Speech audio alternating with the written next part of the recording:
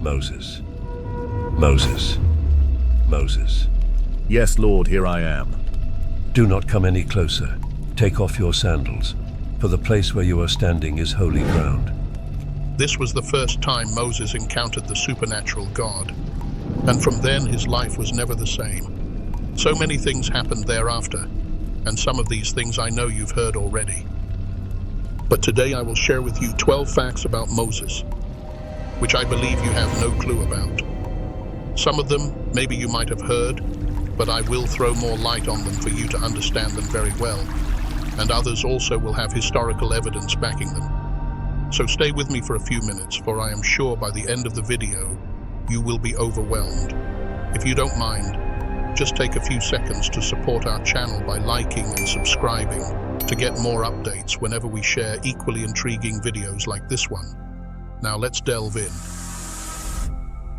The life of Moses was not an easy one, starting from his birth till he passed away, and even when he passed on, his body became a prize for the holy God and the devil. For a fact, we can say, Moses did not get an age mate. Why? Because when he entered this world, his true family, which was Israelites, were slaves of the Egyptians. The Pharaoh at the time gave out a decree to kill all male boys of the Israelites as at then. Just like what happened in Jesus' time when he was born. This was because Pharaoh was afraid that the Israelites would multiply and overpower them. So he alone was able to escape this wrath of the king when the king's own daughter discovered him as he went into the river to swim. Through this, Moses became a prince of Egypt, not through birth but by adoption. So in other words, Moses could have become another Pharaoh, yet his true lineage would have been with the Israelites, marking him as the first Pharaoh who was not from Egypt. But this could not happen. Why? Because he was a good man but quick-tempered. He saw how the Israelites were mistreated by the Egyptians as at then. He was bothered. His spirit could not align with the cruelty his true people were going through. In Exodus chapter 2 verses 11 to 15, the Bible recounts how Moses' life as a prince was short-lived as he went out onto the field where the Israelites were tasked. It is said in the Bible that one day after Moses had grown up, he went to the fields to witness the hardships endured by his fellow Israelites. He observed an Egyptian taskmaster brutally beating a Hebrew slave. Seeing no one around, Moses intervened and struck down the Egyptian, burying him in the sand to conceal the deed. The next day, Moses returned to the fields and saw two Hebrews quarreling. He questioned the aggressor, asking why he was mistreating his fellow Israelite. The man retorted, questioning Moses' authority and accusing him of planning to kill him as he had killed the Egyptian. Moses, realizing that his actions were known, became afraid. Word of the incident reached Pharaoh, who sought to kill Moses. Fearing for his life, Moses fled from Egypt and settled in the land of Midian, where he eventually married Zipporah and lived near a well. But this isn't the African woman. This Zipporah was a Midian. How do we know this? Her father was called Jethro and was a high priest in Midian. So did Moses have two wives? Stick with us and we will clear that. We will be comparing two incidents in the Bible and backing them with quotations too, as well as historical backgrounds to clarify it. In the book of Numbers, chapter 12, verses 1-10, we find an intriguing episode involving Moses, his siblings Miriam and Aaron, and a mention of a Cushite wife. Here's a summary of the passage. Miriam and Aaron expressed discontent with Moses because of his Cushite wife, whom he had married. They questioned whether the Lord had spoken only through Moses, raising doubts about Moses' unique role as God's prophet. The Lord hears their complaints and summons all three siblings to the tent of meeting. When they gather, the Lord descends in a pillar of cloud and speaks to Miriam and Aaron. He asserts Moses' special status as his faithful servant, emphasizing that he speaks directly to Moses, unlike other prophets who receive visions and dreams. The Lord rebukes Miriam and Aaron for speaking against Moses and departs. As the cloud withdraws, Miriam is suddenly struck with leprosy, her skin becoming as white as snow. Aaron pleads with Moses to intercede on Miriam's behalf, acknowledging their wrongdoing. Moses cries out to the Lord, asking him to heal Miriam. The Lord responds, affirming his authority and instructing that Miriam be quarantined outside the camp for 7 days due to her leprosy. Afterwards, Miriam is restored to health, and the Israelites continue their journey through the wilderness. But who are the Cushites, and why could we say Moses married an African on their way to the Promised Land? The Cushites were an ancient people who inhabited the region of Cush, which corresponds roughly to modern-day Sudan and southern Egypt. They were part of the broader cultural and ethnic landscape of ancient Africa, with a rich history and distinct traditions. Throughout history, the Cushites were known for their influence and interactions with neighboring peoples, including the Egyptians and the Israelites. Their civilization flourished along the Nile River. The mention of a Cushite wife in the biblical narrative adds an intriguing layer to the story of Moses and the Israelites, opening our understanding that Moses might have had 2 wives. Why? First, we know he went on exile into the land of Midian and married there. First wife, and that's Zipporah. Now on the other narrative, which we just read in Numbers, it's referring to another wife who is not a Midian but a Cushite. This is his second wife.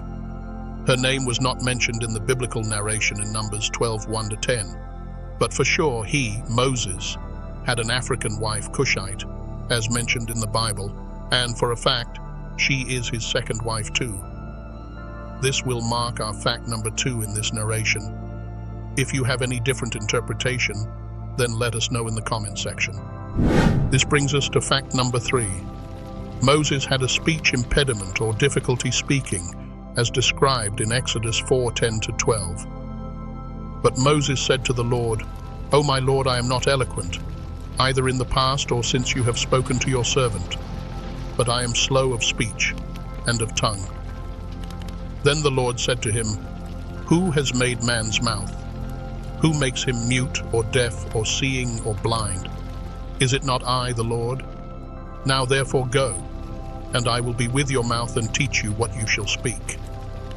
Here, Moses expresses his concern about his ability to speak convincingly to the Israelites and to Pharaoh. He describes himself as slow of speech and of tongue. This could be interpreted as an indication of a speech impediment, or simply as a general lack of confidence in his speaking abilities. Additionally, in Exodus 6:30, Moses expresses his concern about his speech when he says, "Behold, I am of uncircumcised lips, and how shall Pharaoh listen to me?" This further suggests that Moses may have felt inadequate or insecure about his ability to communicate effectively. While the Bible doesn't explicitly state that Moses had a speech impediment, these passages indicate that he struggled with speaking in some way, which could be interpreted as such. Now, fact number 4. Moses was a well-educated and diplomatic man. Moses' upbringing in the household of Pharaoh, it's virtually certain that he received a top-tier education in leadership and administration. His privileged status as a member of the royal family ensured access to the finest tutors and resources available in ancient Egypt. Surrounded by the corridors of power, Moses absorbed invaluable knowledge about governance, diplomacy, and statecraft from a young age. Such an upbringing equipped him with the skills and insights necessary to navigate the complexities of leadership, making him exceptionally well prepared for the monumental tasks that lay ahead. This could have been another reason why God chose him among his fellow people. Why? Because there was value in him. His understanding of things and way of life was of high status as compared to his people, which helped him in his leadership quest. God is our Father, but don't forget he is also a king. He wouldn't give a leadership status just to anyone. And of course, look at how recalcitrant these Israelites were. It was only someone who would have the patience and a critical thinking mindset that could lead them out of Egypt. That's why God sees no other man rather than Moses. His life in Pharaoh's house was just a preparation for him, and God did it miraculously even from the time he was born, till when he needed him. Fact number 5. Moses was about 40 years old when he murdered the Egyptian and ran for his life. He was about 80 when God called him to the burning bush. According to the biblical narrative in the book of Exodus, Exodus 2:11-12, Exodus 7:7, Moses was indeed around 40 years old when he killed an Egyptian taskmaster who was mistreating an Israelite slave. This act led Moses to flee from Egypt and settle in the land of Midian. Then, approximately 40 years later, when Moses was around 80 years old, he encountered God in the form of a burning bush on Mount Horeb, also known as Mount Sinai. It was during this encounter that God called Moses to lead the Israelites out of slavery in Egypt and into the Promised Land. Fact number 6. His name Moses is Egyptian, not an Israeli name. Moses, or Moshe, was given his name by the daughter of Pharaoh, Batia. While bathing in the Nile River, she noticed a basket floating in the water. The basket contained little Moses. According to rabbinic tradition, she reached out to grab it, and miraculously her arm stretched beyond its natural length, and she was able to pull the basket towards her.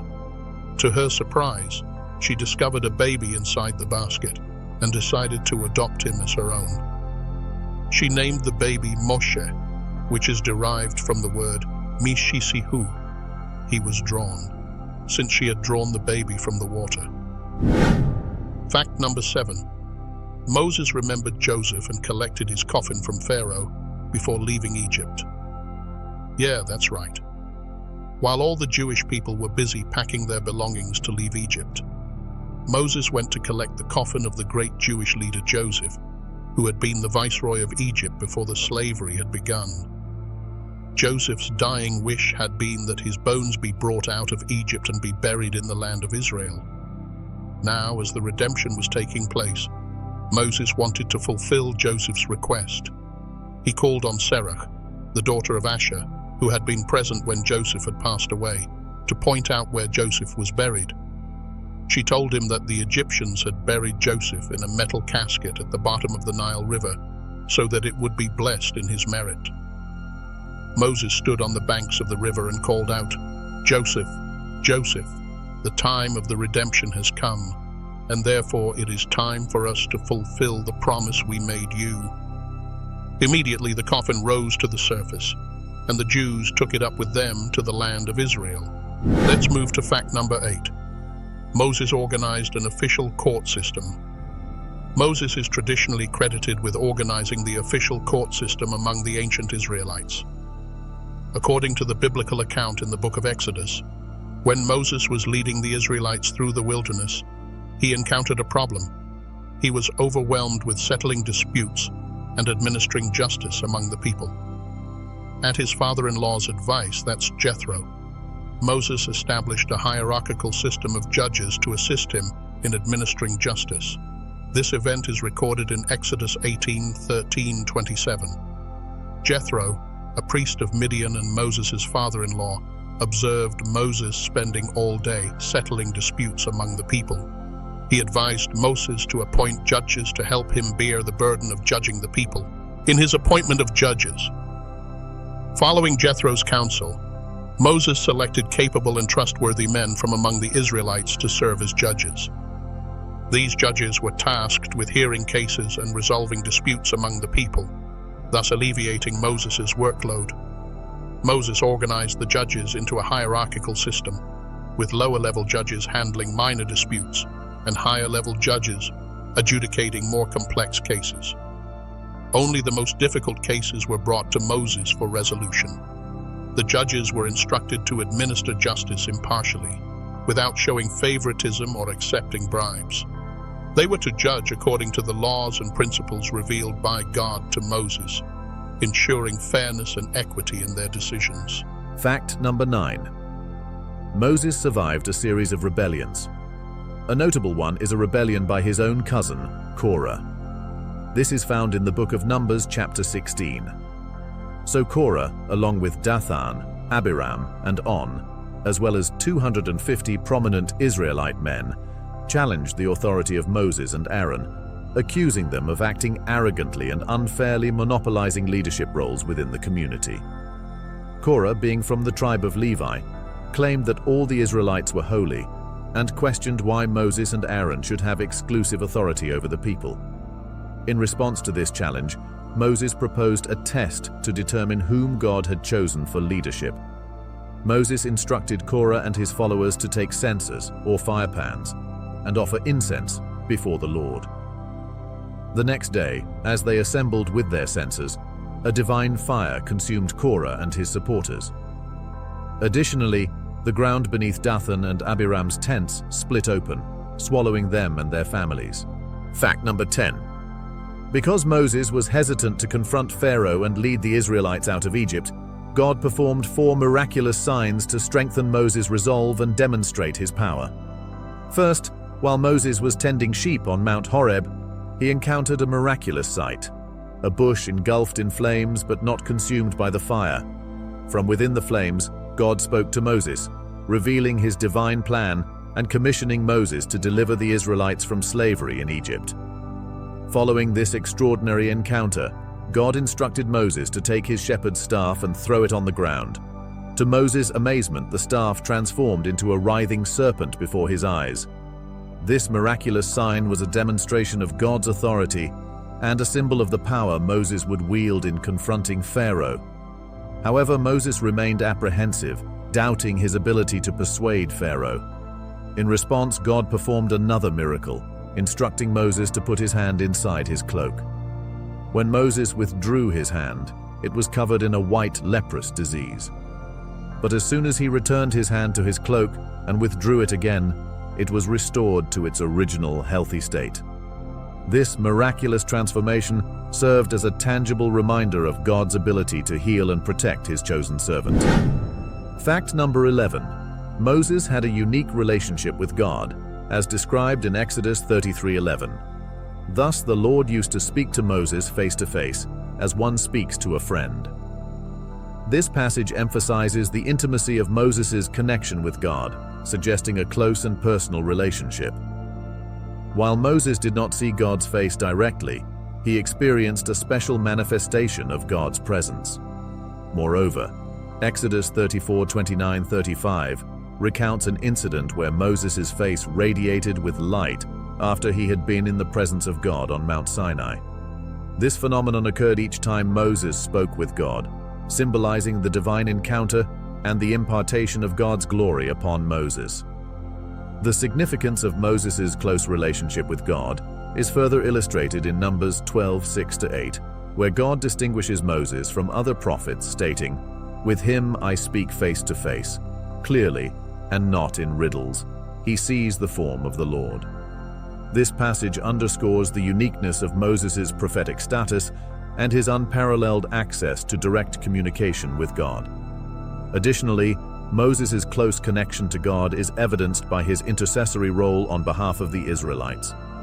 In Exodus 32:11-14, Moses pleads with God to forgive the people's sin, demonstrating his deep concern and devotion to his community. Furthermore, the tradition of Moses ascending Mount Sinai to commune with God and receiving divine revelation is reminiscent of Jesus' transfiguration, as described in Matthew 17:1-8. We have a video on that. That's the transfiguration of Jesus. You can check it too.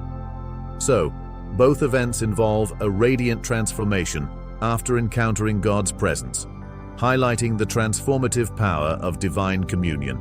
Moses' unique relationship with God, characterized by face-to-face communication and radiant manifestations of divine glory, underscores his significance as a central figure in biblical history and highlights the profound closeness he shared with the Almighty. Fact number 12, and our last fact for today. God killed Moses. Why? Because he disrespected him in front of his people. This was because of his anger issues, as we spoke of earlier in this video. Here is what happened. So God instructed Moses to point to a rock to let it come forth some water for the Israelites while they were in the wilderness, but instead of the pressure from his people, he struck it. Twice. Water came out though, but that wasn't God's plan and instruction. So God saw it as an act of disobedience to him. Therefore, he had to be punished. But there is more to this issue. In 1 Corinthians 10:4 it is stated that the rock was Christ. This suggests that when Moses struck the rock, he was in essence striking God on behalf of the people. In this interpretation, Christ took on punishment for the benefit of his people. Returning to the events described in Numbers, there appears to be a parallel situation. God has provided a rock, representing Christ, from which water, symbolizing salvation, will flow for his people. While somewhat speculative, it seems that this time, Moses finds himself in the position of the people. His role is to appeal to God for salvation and to ask for water from the rock. However, Moses instead assumes his previous role as judge and strikes the rock, Christ, contrary to what he was instructed to do before. It's worth noting that the Hebrew word for strike is the same in both instances, and the words for rock are similar between Numbers and Exodus. Ultimately, Moses' actions stem from his lack of belief that God could bring forth water from the rock, leading him to take matters into his own hands. Whether he was attempting to dislodge rocks to create a stream, or believed his staff possessed special power, Moses erroneously believed he held the key to the situation. But if he had left him to die of old age or something, it wouldn't have happened. Why? Because he was so filled with the Spirit of God, so much so that he couldn't die. He has stood in his presence so much that he started to emit him. God had to devise a technology to take his life. Therefore, he instructed him to just go to the mountaintop and die there. What a way to die. Another thing is that if God let these Israelites know where he buried him, they would have even gone there to gather his bones to worship him.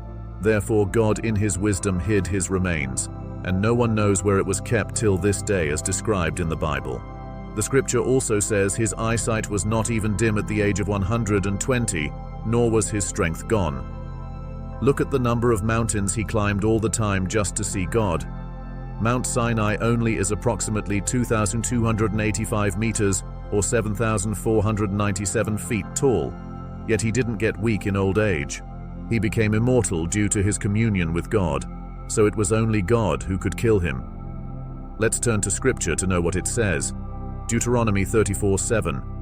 Moses was 120 years old when he died, yet his eyes were not weak nor his strength gone.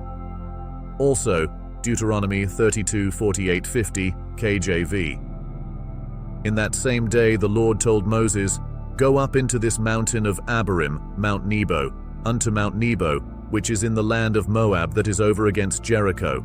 And behold the land of Canaan, which I give unto the children of Israel for a possession, and die in the mount, whither thou goest up, and be gathered unto thy people, as Aaron thy brother died in Mount Hor, and was gathered unto his people, because ye trespassed against me among the children of Israel at the waters of Meribah Kadesh, in the wilderness of Zin, because ye sanctified me not in the midst of the children of Israel." After 40 years of leading the Israelites through the desert, Moses passed away by God's instructions. He willingly accepted his fault, without disputing with God over the matter, like how he did on so many occasions before and during his quest. He gave out so many speeches to his people, appointed his servant Joshua as his successor, and then went up onto the mountain and died there as instructed by God. But one will ask, is it not written in the New Testament that Angel Michael fought with the devil over Moses' body? Now listen, the story of the dispute between the Archangel Michael and the devil over the body of Moses, while not found in the canonical Bible, is referenced in the New Testament in the Epistle of Jude, and its true meaning differs from what people has been sharing, as there was a fight. Let me read the verse and explain it properly. Jude chapter 1 verse 9 states, "But even the Archangel Michael, when he was disputing with the devil about the body of Moses, did not himself dare to condemn him for slander, but said, 'The Lord rebuke you.'" It's important to note that Jude is citing this incident as an illustration in the context of warning against false teachers and those who reject authority. The focus of the passage is on the importance of respecting divine authority, rather than on the details of the dispute over Moses' body. While this reference in Jude acknowledges the existence of such a tradition, it does not provide additional information or context about the nature of the dispute. Therefore, the details of the story, including its significance and theological implications, remain subject to interpretation and are often explored in non-canonical and apocryphal texts. If you enjoyed this episode, like and comment about what you've known so far about Moses, just because you watched this video. Thanks for watching.